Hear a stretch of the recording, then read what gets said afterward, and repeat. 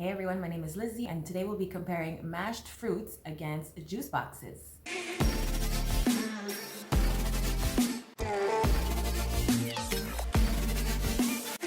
In the spirit of fermentation, these are two different ways that we can make alcohol, either by smashing fruits and adding them to the fermenting jar, or just buying pre-made juice from the grocery store and making alcohol with that route. Let's take grapes, for example. When you mash grapes, you will not have an aftertaste of grapes. Usually when you taste wine, you don't say, I taste the grapes behind that. It'll be a flavor in the back end of your palate. We'll first talk about the differences between both at the beginning. So this is before fermentation is starting. This is when you put all the ingredients together, when you need a recipe to make alcohol. And let's continue with the example of grapes. So if we use grapes in your alcohol making process, you would have to remove the branches, you would have to remove the seeds.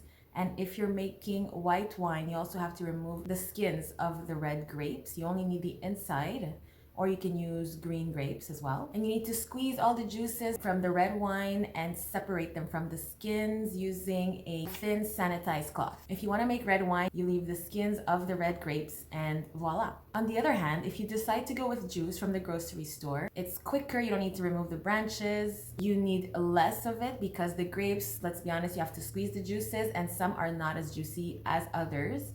So you need a ton of grapes in order to make the same amount of recipe, but for juice boxes, the whole box can be used for your alcohol. And the only thing you need to worry about are the preservatives. So I have a video on preservatives here that you can check out, and it'll give you more information on what you need to look out for when getting ingredients with preservatives. Once the fermentation starts, whether it's juice boxes that you bought or whether it's grapes that you mashed, the sugar from this ingredient will be transformed into alcohol because the yeast will eat it and transform it. And this is where the grape flavor will come from the front of the ingredient towards the back end of the ingredient. Based on the beginning of the fermentation, I would say 1 point goes to the juice boxes because it's much quicker. You don't have to remove anything.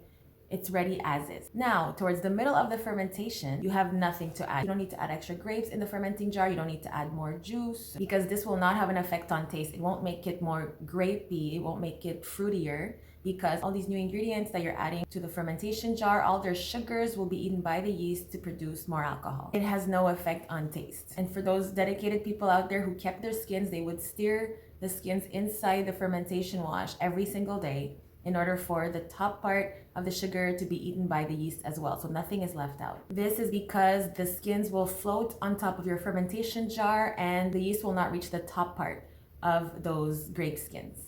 And mind you that fermentation can take from 2 to 4 weeks, so stirring this every day might be a tedious process for some. In the case of store-bought juice, we do not need to stir this every day because nothing floats on top. Your yeast touches all the particles of the juice. You could just sit back and relax and wait till the fermentation to be over. The only thing that you'll see on top of the juice box fermentation are bubbles because when yeast eats sugar, it produces alcohol and CO2. And you'll see the CO2 on top of the fermentation jar wanting to get out, and that's why you'll need an airlock so that the extra air goes out of the jar and doesn't put too much pressure in the jar for it to explode. For containers with airlocks, we have a link in the description below. You can purchase one so your alcohol making will be safe and without surprises. So for the middle of the fermentation, I would give the point to the juice boxes as well because you do not have to stir every day. It's much simpler. So that's 2-0 for the juice boxes. And now we're talking about the end of the fermentation process. Once all the sugar is eaten by the yeast, if you kept the skins of the grapes, this is where you'd like to remove all the extra juices from the remaining skin and use a tablecloth to just squeeze everything out, all the juices out, and throw the skins away. If you have any other experiments done with the skins from the grapes, let me know in the comments below. What do people do with the leftover skins? Do you just throw them? Do you bake a cake? Do you use it for other types of creations? I'd be interested to know.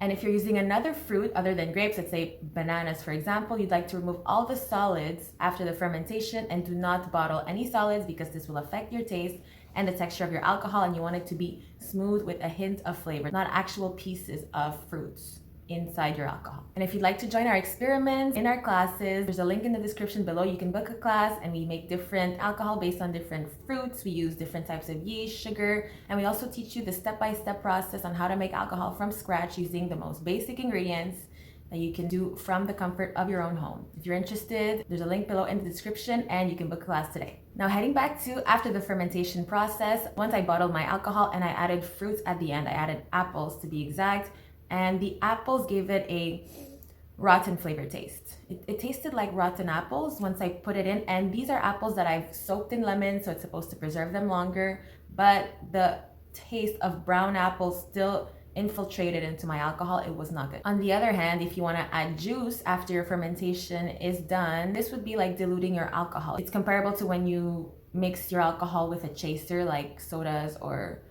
juice. It will make the percentage lower and you will taste the grape juice. However, it's not necessary when your alcohol is 10 to 15%. You don't need to chase your alcohol. That's more applicable for 40-50% alcohol if you'd like the taste to be less strong. So for the end of the fermentation process, would I give the point to actual fruits or juice boxes? In both cases, I would give the point to nobody, because you don't want to add fruits in your jar if it makes the taste rotten or if it dilutes your alcohol. Therefore, I would suggest you putting either liquid extracts or putting an actual fruit, but do not make it touch the alcohol. Just make it linger around the top of the jar for the flavors to infuse inside the drink. And if you've done both, if you've mashed fruits and you've used juice boxes to make your alcohol, let me know in the comments below, which one do you prefer? I'd be curious to know. And if you found this video valuable, share with a friend. Don't forget to like and subscribe. I'll see you in the next one.